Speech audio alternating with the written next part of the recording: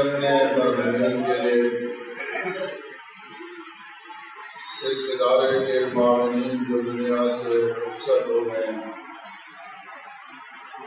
وہ لوگ جنہوں نے عزاداری سید الشہداء کی بنیاد رکھی، شہداء ملت جعفریہ، علماء اعلام، مجتہدین کرام جو آج موجود نہیں ہیں، سب کے لیے سورہ مبارکہ فاتحہ۔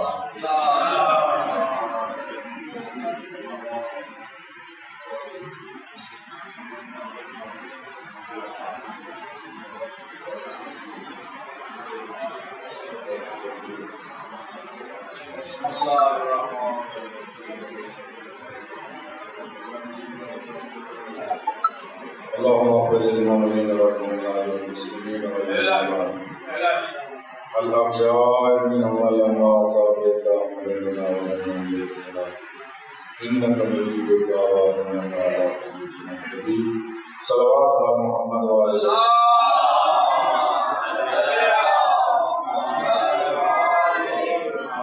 أعوذ بالله من الشيطان اللعين الرجيم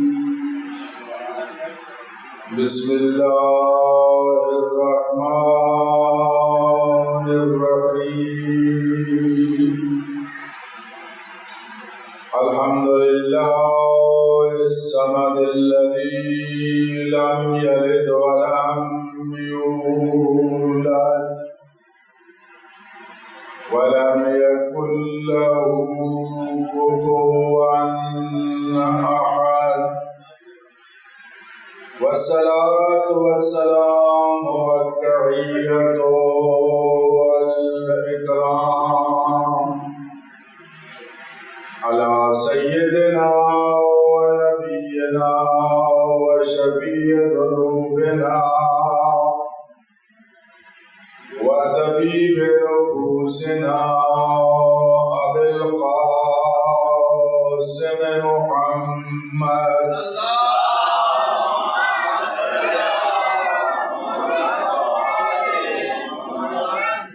وآله الطيبين الطاهرين المعصومين الغر الميامين المظلومين الذين أذهب الله عنهم الرجس وطهرهم تطهيرا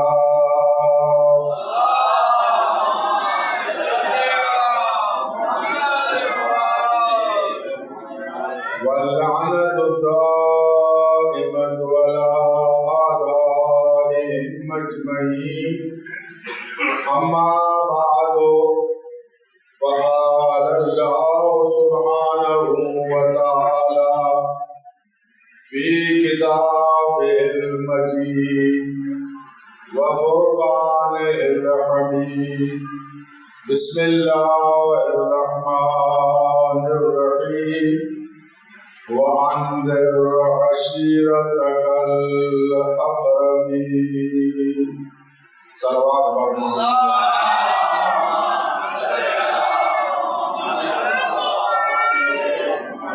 نعرہ تکبیر نعرہ رسالت نعرہ حیدری حسینیت یزیدیت آواز بلند صلوات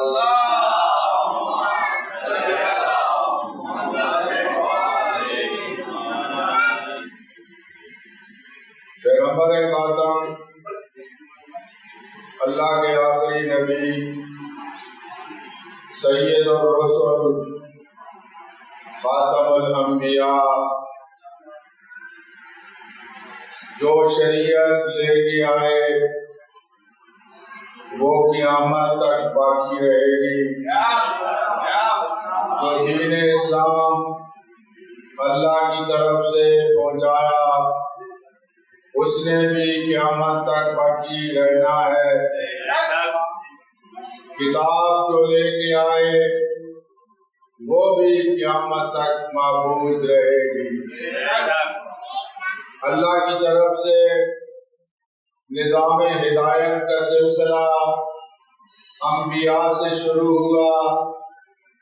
پہلا انسان جو زمین پہ اللہ کی ذات نے خلق کیا وہ پہلا انسان بھی تھا، پہلا ہادی بھی تھا۔ حضرت آدم علیہ السلام ابو البشر پہلے انسان ہیں، پہلے ہادی ہیں۔ اللہ کی ذات کو پسند نہیں کہ ہدایت حاصل کرنے والا ہو اور ہدایت پہنچانے والا نہ ہو۔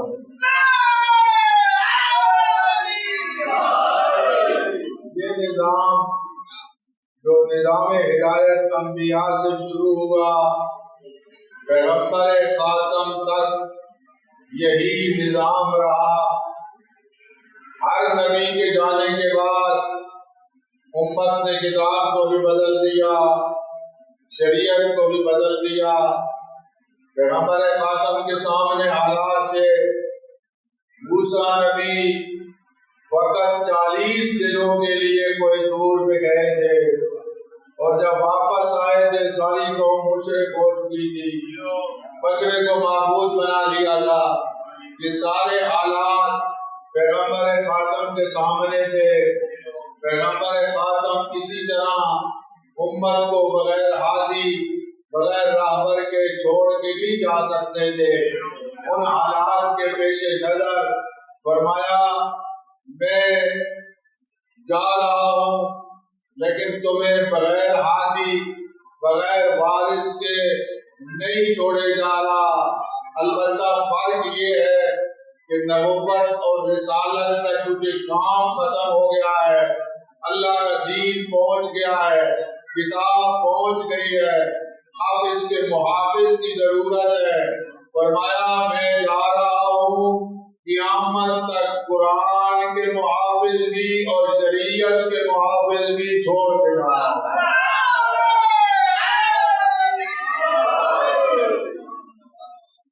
جب تک قرآن موجود ہوگا اس کا محافظ موجود ہوگا، جب تک دین موجود ہوگا اس کا محافظ موجود ہوگا۔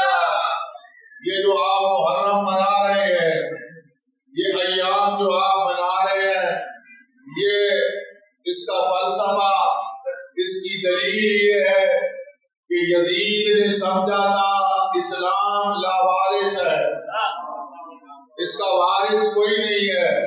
حسین ابن علی نے مدینے میں کھڑے ہو کے اعلان کیا اس کا میں وارث موجود ہوں، میں وارث موجود ہوں۔ اور جب گورنر مدینہ نے آپ سے بیعت کا مطالبہ کیا یزید کے لیے اور وہاں ایک گستاخ نے گستاخی کی، اس وقت سید الشہداء نے فرمایا جانتے ہو میں کون ہوں؟ نحن آل بیت النبوہ و معادن الرسالہ، ہم اہل بیت نبوت ہیں، ہم رسالت کی کان ہیں، وہی ہمارے گھر میں نازل ہوئی، فرشتے ہمارے گھر میں آتے ہیں، اس کائنات کا آغاز بھی ہم سے ہوا ہے، اختتام بھی ہم پہ ہوگا۔ اما یزید فهو فاسق فاجر مخلل بالفسق، یزید فاسق ہے، فاجر ہے، شراب خور ہے، علل اعلان گناہ کرنے والا ہے۔ مجھ سے یزید کی بیعت کا مطالبہ کر رہے ہو، سن لو اس بات کو، لکھ لو، سن لو اس کو، ذہن نشین کر لو۔ مجھ سے بیعت کا سوال کرنے والوں مثلی لا یبایع مثلا، مجھ جیسا اس جیسے کی کبھی بیعت نہیں کرے گا۔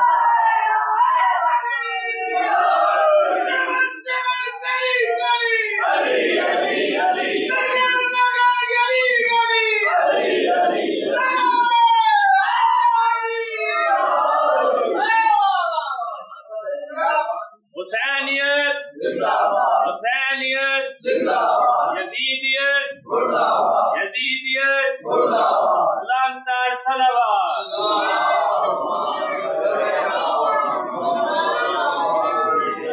نواز رسول نے یہ نہیں فرمایا کہ حسین ابن علی یزید ابن معاویہ کی بیعت نہیں کرے، یہ نہیں کہا. فرمایا مثلی، مجھ جیسا، مجھ جیسا کس شکل میں ہوگا، مجھ جیسا کس شکل میں ہوگا، اس جیسے کی کبھی بیعت نہیں کر سکتا. حسین ابن علی نے ایک واضح اعلان کر دیا، یاد رکھو میں دین کا محافظ ہوں، میں اسلام کا محافظ ہوں، میں دین کے بچانے کے لیے جو مجھے قربانی دینی پڑی میں قربانی دوں گا.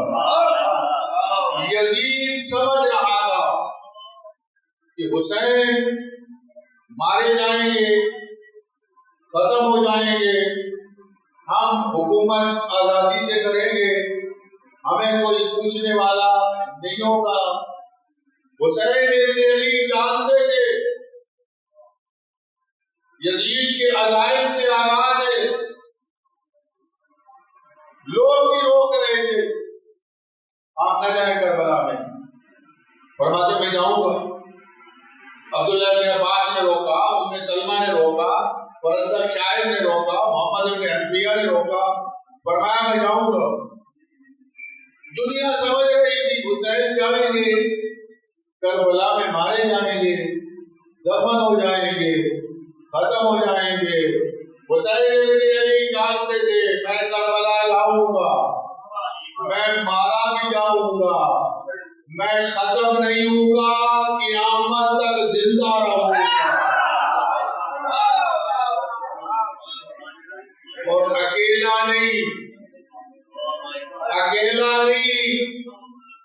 میں خود بھی زندہ رہوں گا اور اسلام کو بھی قیامت تک زندگی عطا کر کے جاؤں گا.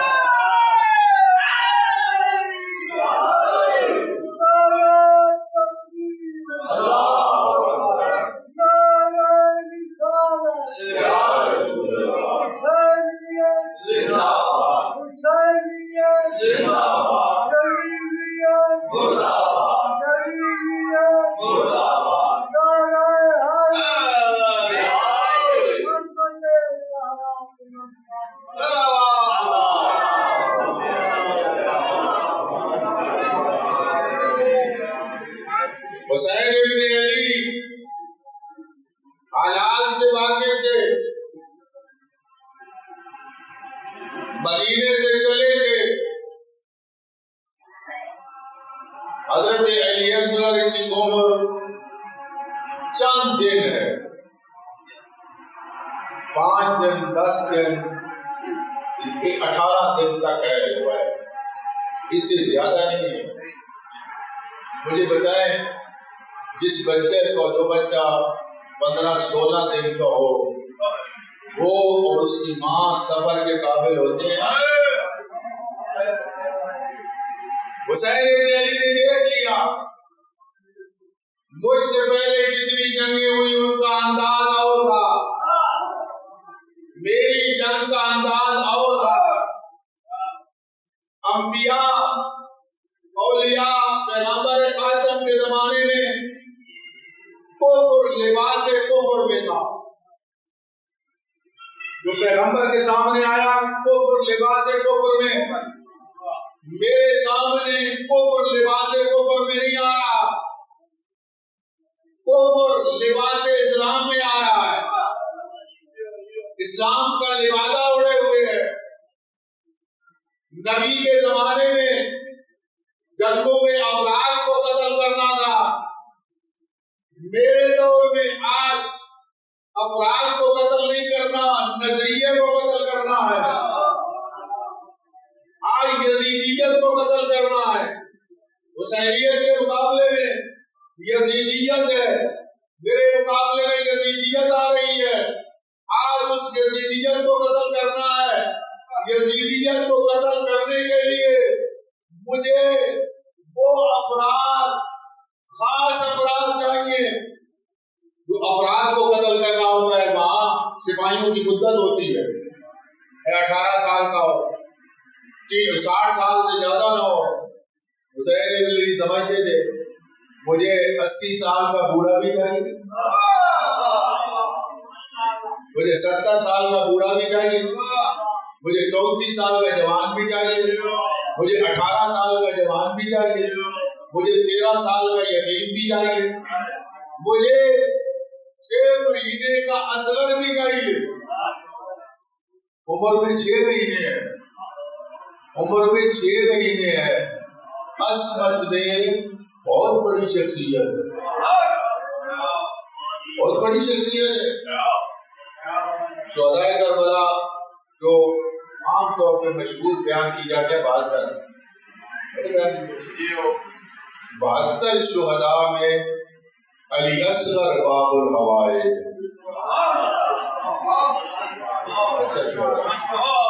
علی اصغر باب الحوائج۔ حسین ابن علی کیوں لائے؟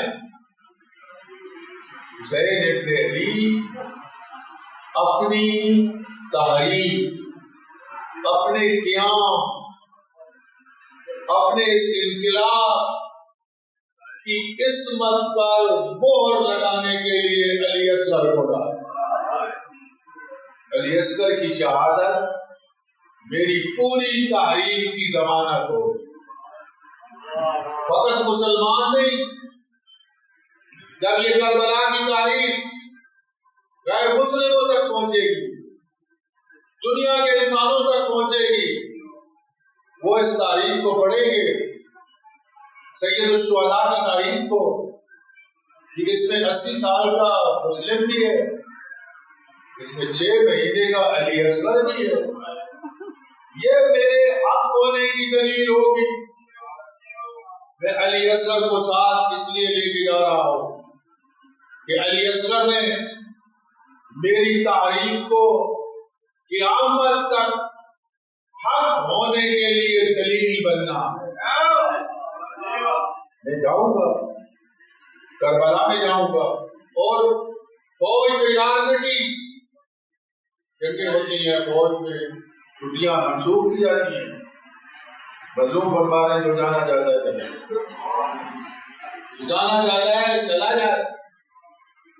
میں موجود ہوں، میں اسلام کا وارث ہوں، میرے نانا مجھے اپنا جانشین بنا گئے ہیں۔ فرمایا الحسن والحسین ریحان دایا امامان قاما او قعدا۔ فرمایا میرے 2 بیٹے حسن و حسین دونوں امام ہیں، خود فرمایا دونوں امام ہیں، حسن و حسین دونوں امام ہیں، قاما او قعدا، چاہے جنگ کرے تو بھی امام ہے، چاہے صلح کر لے تو بھی امام ہے۔ دنیا یہ نہ کہے، ممکن ہے بعض لوگوں کے ذہن میں یہ خیال آئے کہ امام حسن مجتبیٰ صلح تھے، امام حسین علیہ السلام نعوذ باللہ جذباتی تھے۔ نہیں، امام جذباتی نہیں ہوتا۔ امام حالات کے مطابق اگر امام حسن مجتبیٰ کی جگہ پر امام حسین ہوتے، وہ وہی عمل کرتے جو امام حسن نے کیا ہے۔ اگر امام حسین کی جگہ پر امام حسن ہوتے تو کربلا میں اسی طرح آتے جس طرح امام حسین آئے ہیں۔ دونوں شہزادوں کے کردار میں کوئی فرق نہیں، وہ چاہے امام حسن ہو چاہے امام حسن ہو، ہر امام حالات کے تقاضے کو دیکھتا ہے۔ جب امام زین العابدین کا زمانہ آتا ہے،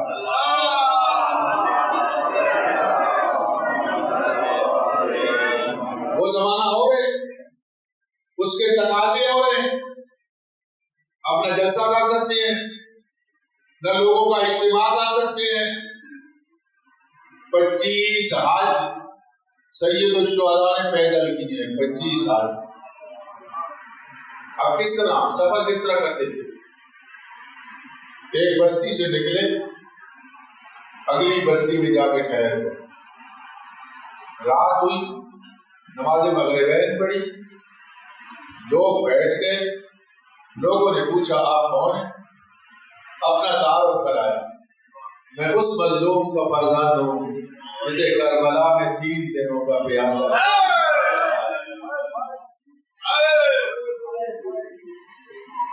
مصائب کے ذریعہ بابا کا پیغام مصائب کے ذریعہ پہنچایا۔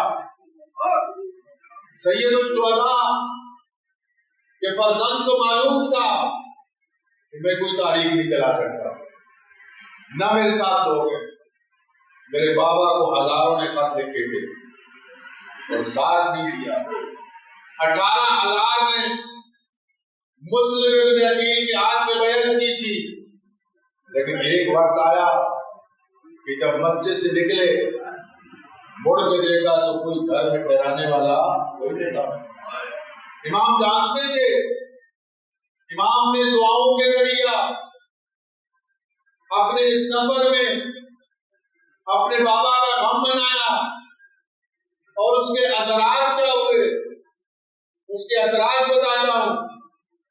ان خطبات کے اثرات، امیہ مسجد میں نماز جمعہ کے خطبے میں امیر المومنین پہ سب شروع کی گئی۔ امیر شام نے نماز جمعہ کے خطبے میں مسجد امیہ میں، جس مسجد میں امیر المومنین پہ سب ہوئی تھی، اسی مسجد میں امیر المومنین کے پوتے علی زین العابدین نے اپنے دادا کے 80 فضائل پڑھے۔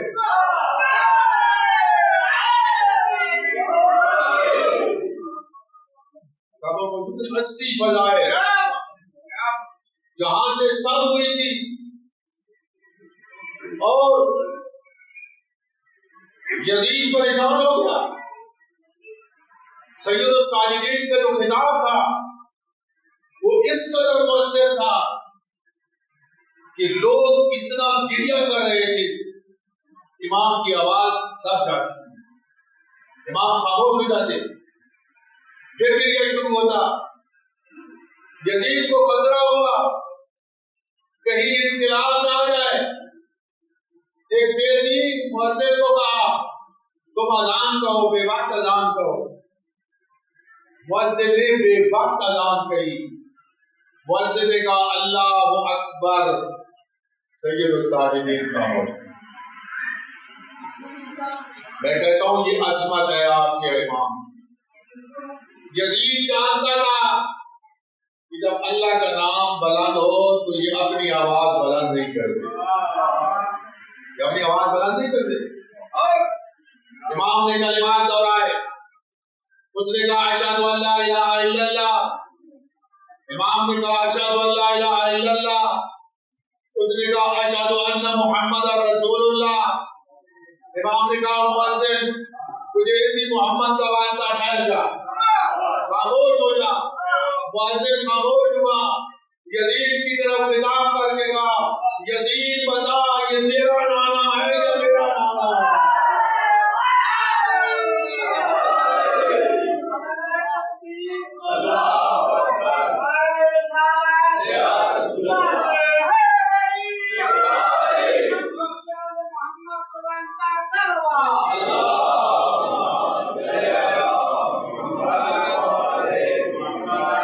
اس مسجد میں اپنے بابا کی فتح کا اعلان کیا، بے وقت اذان دی گئی۔ آج اگر کربلا، پیغام کربلا، اگر ذکر حسین آپ تک پہنچا ہے تو یہ مرہون منت ہے 2 خطبوں کا. اللہ کی ذات کا کرم، کیونکہ اصل تو اللہ کی ذات محافظ ہے، اور زمین پر 2 ہستیوں کا مرہون منت ہے، سید الساجدین کے خطبات کا اور زینب کبریٰ کے خطبات کا. مولانا کوثر نیازی نے لکھا ہے انداز بیان اپنی کتاب میں، وہ لکھتے ہیں جب خطیب جاتا ہے مجمع میں تقریر کرنے کے لیے، وہ تیاری کر کے جاتا ہے. آگے جو بیٹھے ہوتے ہیں اس کے چاہنے والے ہوتے ہیں، وہ بھوکا نہیں ہوتا، وہ پیاسا نہیں ہوتا، وہ پریشان نہیں ہوتا. مولانا کوثر نیازی لکھتے ہیں اپنی کتاب میں، علی کی بیٹی نے یزید کے دربار میں جو خطاب کیا کوئی ایک چیز بھی موجود نہیں، نہ تیاری کر کے گئی، نہ دوستوں کا، بھائیوں کے قاتلوں کا مجمع تھا، بیٹوں کے قاتل، بھائیوں کے قاتل موجود تھے، بھوکی بھی تھی، پیاسی بھی تھی، مقابلے میں دشمن تھا، اور دشمن بھی وہ جو طاغوت تھا جس کے سامنے بات کرنا مشکل تھی، اس کے سامنے کھڑے ہو کے خطاب کیا، او ہمارے آزاد کردہ غلاموں کی اولاد.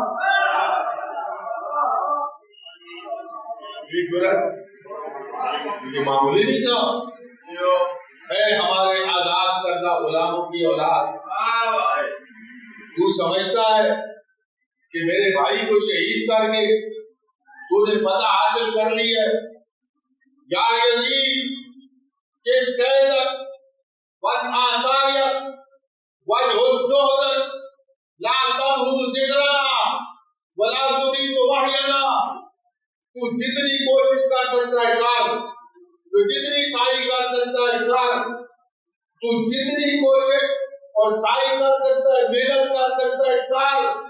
میں علی کی بیٹی بڑے بدمے میں اعلان کر رہی ہوں، میں علی کی بیٹی بڑے بدمے میں اعلان کر رہی ہوں، نہ تو میرے نانے کی شریعت کو ختم کر سکتا ہے، نہ ہماری محبت کو لوگوں کے دلوں سے نکال سکتا ہے.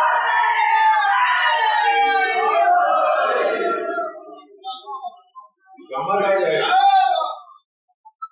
ہمارے دلوں میں، لوگوں کے دلوں میں ہماری محبت باقی رہے گی. آج مشکلات کے باوجود، پریشانیوں کے باوجود، پابندیوں کے باوجود، آج دنیا میں، پوری دنیا میں ذکر حسین ہو رہا ہے، اور پہلے سے زیادہ ہو رہا ہے، پہلے سے زیادہ ہو رہا ہے. پابندیاں لگائی گئی، زیارت حسین کے لیے کوئی نہ جائے.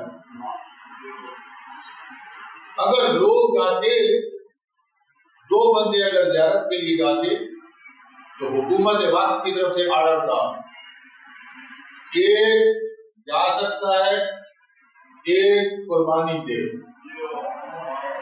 میں کہتا ہوں یہ کتنی محبت ہے.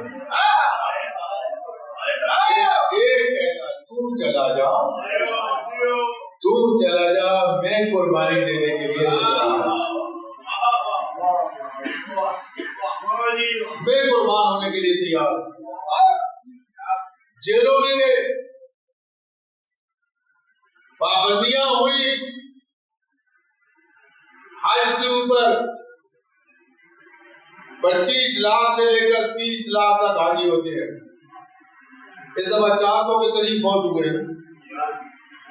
حکومت بھی بڑی طاقتور ہے، وسائل بھی بڑے ہیں، امریکہ کا اسلحہ بھی موجود ہے، سارا کچھ اس کے پاس ہے. 400 بندہ فوت ہوا حج کے اوپر. پچھلے سال کربلا میں کتنے تھے پتہ ہے؟ 3 کروڑ، 3.5 کروڑ. کربلا میں 3.5 کروڑ تھے. میں دنیا والوں کو چیلنج کرتا ہوں، مجھے بتاؤ 3.5 کروڑ میں ایک بچہ بھی زخمی ہوا؟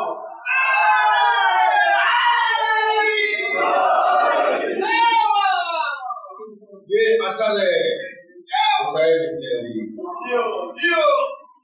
دنیا کہہ رہی تھی نا کہ آپ نہ جائیں کربلا، آپ مارے جائیں گے، امام فرما دے میں جاؤں گا، میں جاؤں گا۔ 3.5 کروڑ سلام عقیدت کرنے کے لیے کربلا میں گئے، اور 2-2.5 لاکھ کے وادی کا شہر، یہ 3.5 لاکھ آئے کہاں؟ یہ ٹھہرے کیسے؟ 3.5 لاکھ کا کھانا کس نے پورا کیا؟ جو خود غور کریں۔ آپ لوگ بھی گئے ہوں گے زیارت پر، اللہ کے ذات نے مجھے بھی موفق کیا، میں کہتا ہوں رات کے 12 بج جائیں، کوئی بندہ یہ نہیں کہہ سکتا مجھے کربلا میں کھانا نہیں ملا۔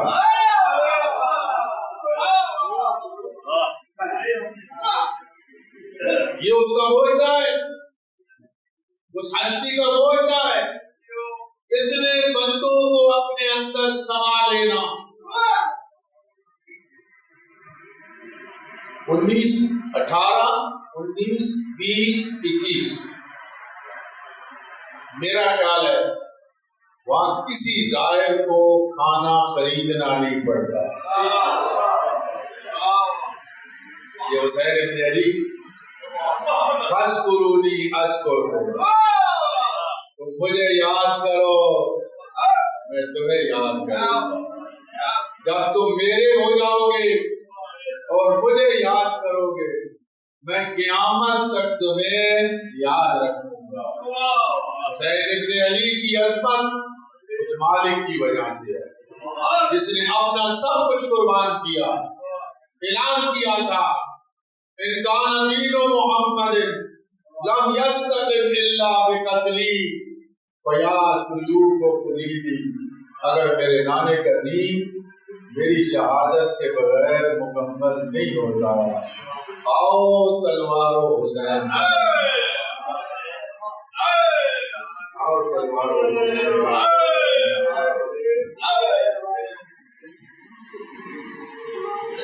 شب عاشور کو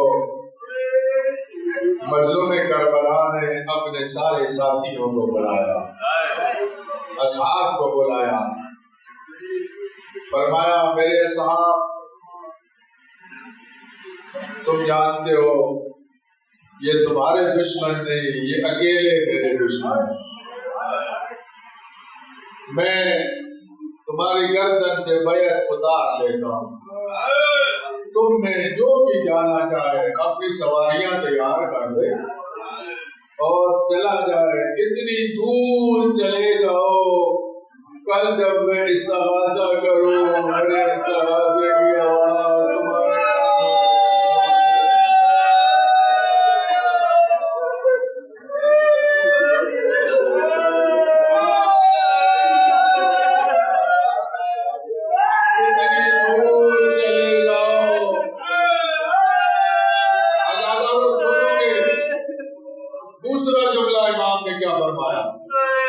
تمہارے فرمایا اکیلے نہ جاؤ، اے بنی ہاشم کا ایک ایک کا بازو پکڑ کے لے جاؤ، کوئی عباس کا بازو پکڑ کے لے جائے، کوئی علی اکبر کا بازو پکڑ کے لے جائے، کوئی اولا محمد کا بازو پکڑ کے لے جائے، میرے بنی ہاشم کو لے جاؤ، تمہارے پیچھے نہیں آئیں گے، یہ وقت میرے قول میں پیاسے ہے۔ ازادار و ایک جملہ غور سے سننا اور پھر اس کو گھر میں بھی یاد کرنا۔ میں آپ سے پوچھتا ہوں، امام سب سے کہہ رہے ہیں چلے جاؤ، اصحاب سے بھی کہہ رہے ہیں چلے جاؤ، بنی ہاشم سے بھی کہہ رہے ہیں چلے جاؤ، عباس چلے جاؤ، علی اکبر چلے جاؤ، مجھے بتاؤ اپنی بہنوں سے بھی کہا زینب و کلثوم تم چلی جاؤ،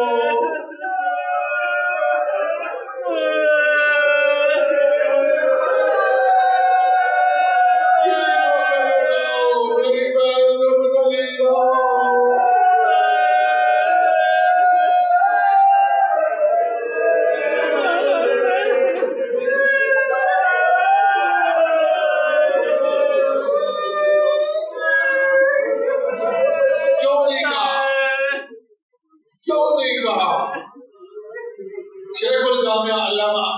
بیان کرتے ہیں کہ امام مدینے میں قرآن کی تلاوت کر رہے تھے، پشت دروازے کی طرف تھی، امام کو محسوس ہوا کہ پیچھے کوئی آیا ہے، امام نے مڑ کے دیکھا تو بہن زینب کھڑی، امام نے قرآن کو بند کیا، مظلوم کربلا کھڑے ہو گئے، بی بی نے کہا بھیا حسین آپ قرآن پڑھ رہے تھے، آپ قرآن پڑھتے رہے تھے، آپ کیوں کھڑے ہوئے؟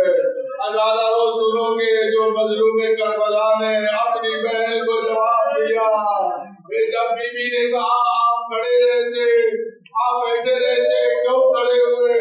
اس وقت خطاب کر کے کہا او میری بہن زینب میں تیرا ممنون ہوں، او میری بہن زینب میں تیرا ممنون ہوں،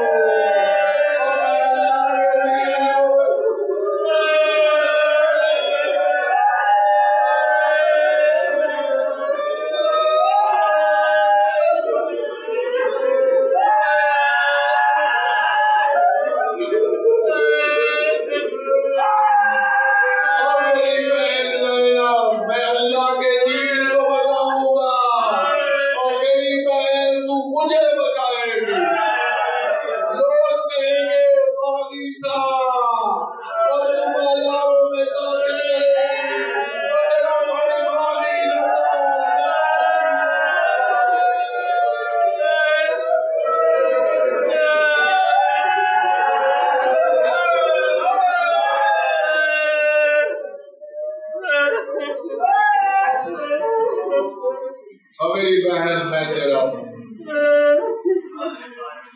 خطاب کیا اصحاب، سب سے پہلے ابو الفضل عباس کھڑے ہوئے، مولا آپ کیا فرما رہے ہیں؟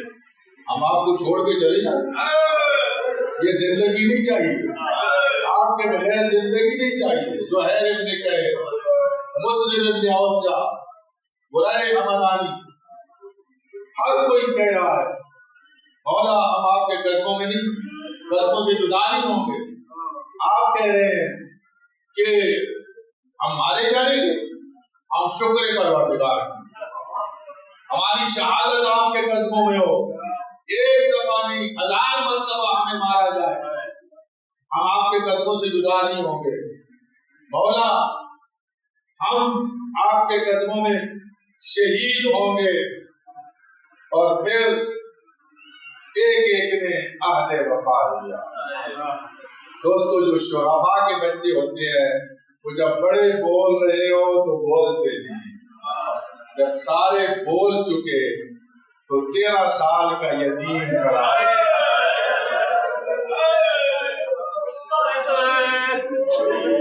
13 سال کا قاسم کھڑا ہوا ایک کونے سے اور کہا چچا جان انا فی من یقتل، آپ فرما رہے ہیں جو کل یہاں ہوگا وہ مارا جائے گا، کیا شہداء کی لسٹ میں میرا نام بھی ہے؟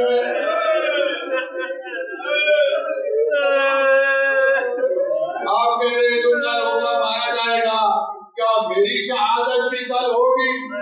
امام نے یہ نہیں بتایا بیٹا قاسم تیری شہادت ہوگی یا نہیں، امام نے فرمایا بیٹا قاسم کیف الموت عندک، موت کو کیسے سمجھتے ہو؟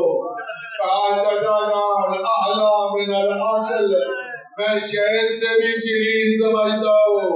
عدالت نے فرمایا بیٹا قاسم شہداء کی لسٹ میں تیرا نام بھی ہے، تیرے چھوٹے بھائی علی اصغر کا نام بھی ہے۔ عدالت نے اپنا نام سنا، شہزادہ خوش ہو گیا، علی اصغر کا نام سنا تڑپ گیا، عاشقی نوجوان کا حسن کا بیٹا تھا، کہا چچا جان کیا فوج اس کی آنکھوں میں آ جائے؟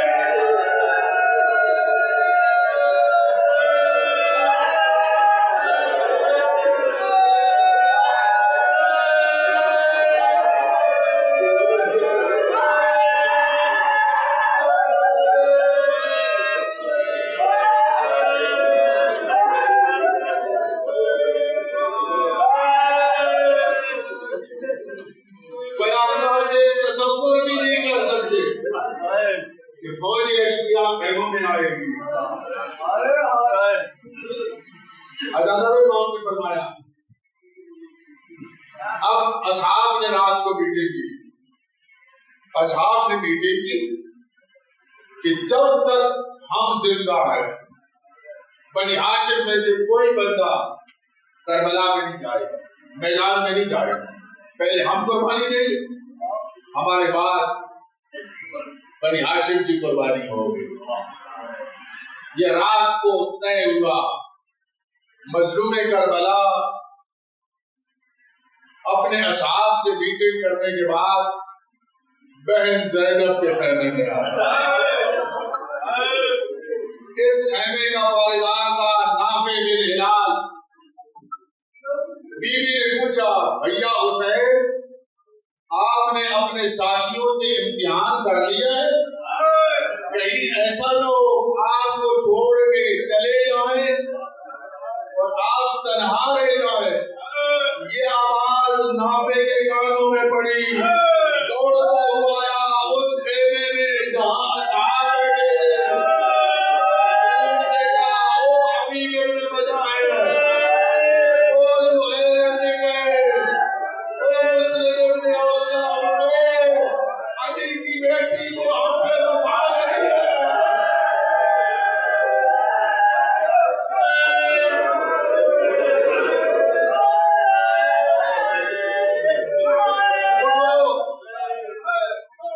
उठो चले, अली की बेटी को यकीन दिलाए अपनी वफा का। तलवारों को नियाम से निकाला, सारे असहाब आए। खैमे नबी ज़ादियों के खैमे के साथ जो सफ बांध, आगे आगे हबीब इब्न मज़ाहिर हैं। तवज्जो से जुमला सुनेंगे। हबीब हुसैन का बचपन का साथी है, बचपन का साथी है। दो दोस्त चाहे पर्दादारी हो, माए उनकी आवाज को पहचानती। अगर बेटे का दोस्त आए और दस्तक दे, माँ पूछे कौन, पता चल जाता है ये मेरे बेटे का दोस्त है।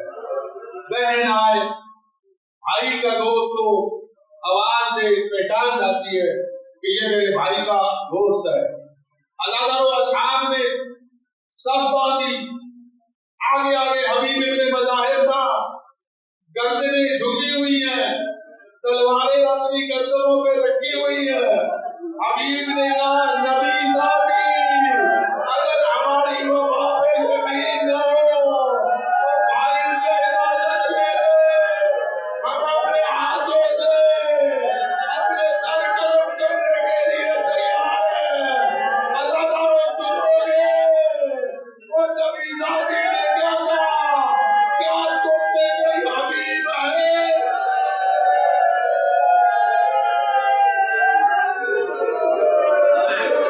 क्या तुम में कोई हबीब है? अज़ादारों को कैसी बात है, और जिसने हबीब की आवाज नहीं सुनी वो असरे आशूर के बाद सिमर की झिड़कियां किस तरह सुनती है। लूटो तबर्रुका अलियो बतूल को कैदी बना के ले चलो हमारे।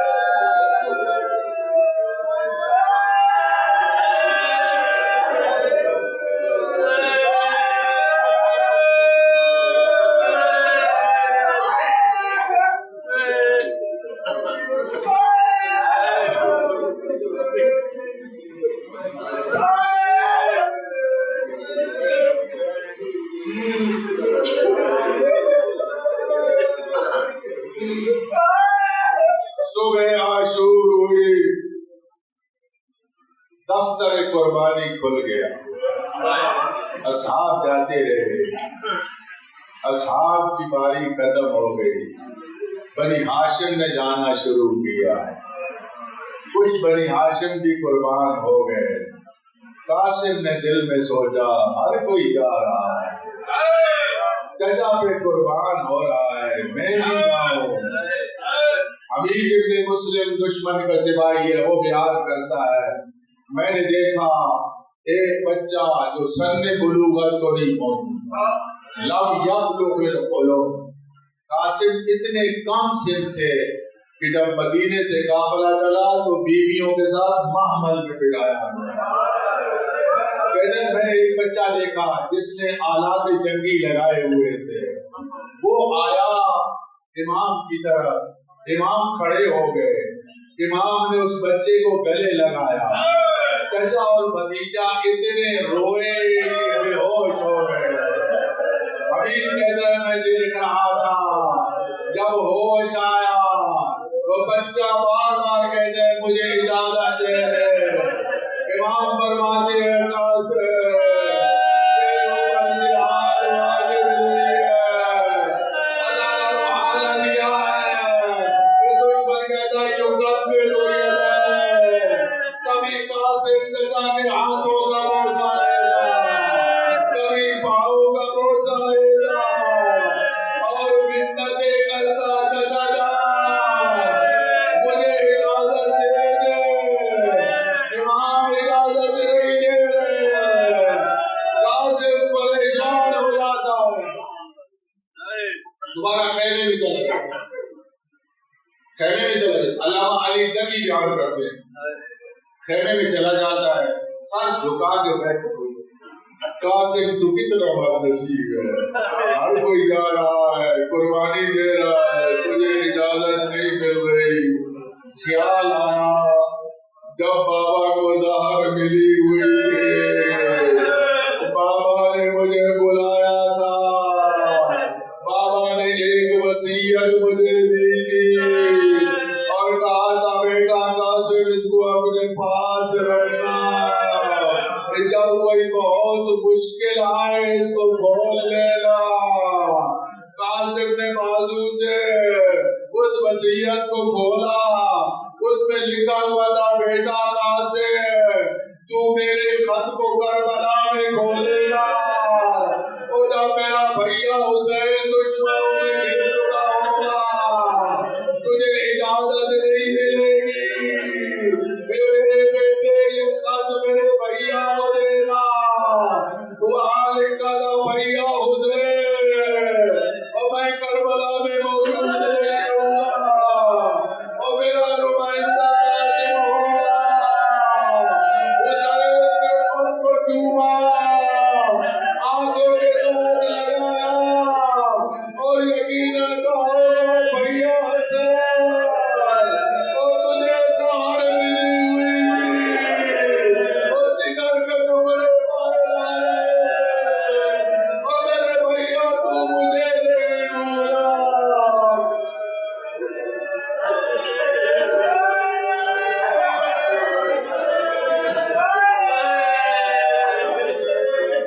قاسم کو تیار کیا، کس طرح تیار کیا؟ جو جنگ میں جاتا ہے نا وہ زرہ پہن کے جاتا ہے، کھول پہن کے جاتا ہے، نہ زرہ پہنائی نہ کھول پہنایا۔ قاسم نے کرتا پہنا ہوا ہے، سر پہ امامہ ہے، امام نے تاج الحنک باندھی۔ میں کہوں گا مولا قاسم کو جنگ پہ بھیج رہے ہو یا کفن پہنا رہے ہو؟ یہ تو کفن پہنا رہے ہو۔ قاسم خود گھوڑے پر سوار نہیں ہو سکتے اور یہ پہلا موقع ہے کہ گھوڑے پہ سوار ہوئے۔ اس طرح چچا نے اپنی گود میں اٹھا کے گھوڑے پہ سوار ہوئے۔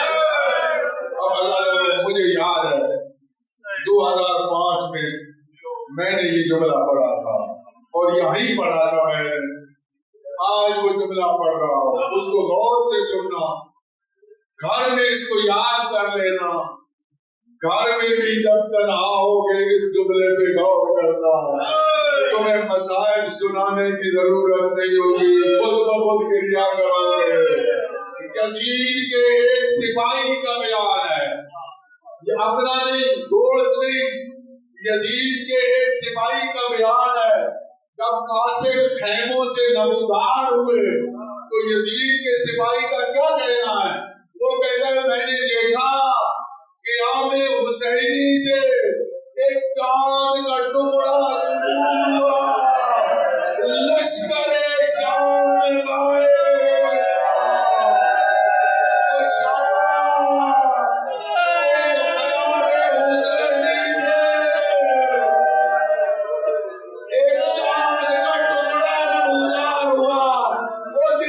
دشمن چاند کا ٹکڑا گئے، کوئی اس کی بیوہ بات نہیں،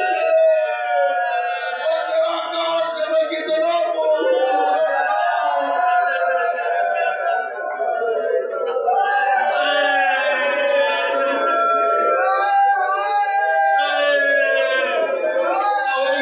دشمن چاند کا ٹکڑا گئے۔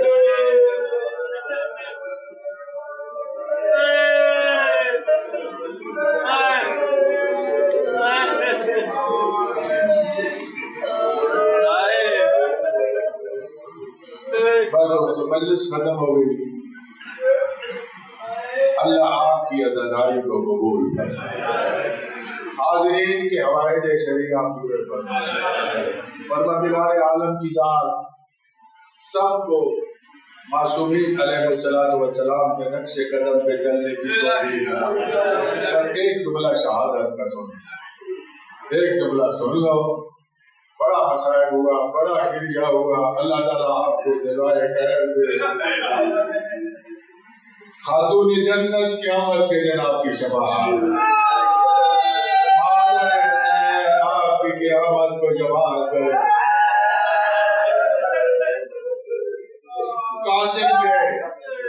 قاسم نے جان کی، میں زیادہ تفصیل نہیں پڑھوں گا، بس ایک آدھ ہوگا۔ قاسم نے جان کی، 13 سال کا بچہ ہے، ایک ظالم نے چھوپ کے بعد مظلوم کربلا دیکھ رہے ہیں، فوراً گھوڑے پہ سوار ہوئے اور دوڑے قاسم کے قاتل کی طرف، جس نے قاسم پہ حملہ کیا تھا۔ قاسم سینے ذوالجلال سے زمین پہ آئے اور کہا یا اماں ادرکنی، اے چچا میری مدد کے لیے آئے۔ امام نے قاسم کے قاتل پہ حملہ کیا، اس کا ایک ہاتھ کٹ گیا، اس نے کہا مجھے کو حسین کے غضب سے بچاؤ۔ عزادارو 200 گھوڑے سوار وہاں سے نکلے، جنگ چھڑ گئی، ادھر کے گھوڑے ادھر دوڑے، ادھر کے گھوڑے ادھر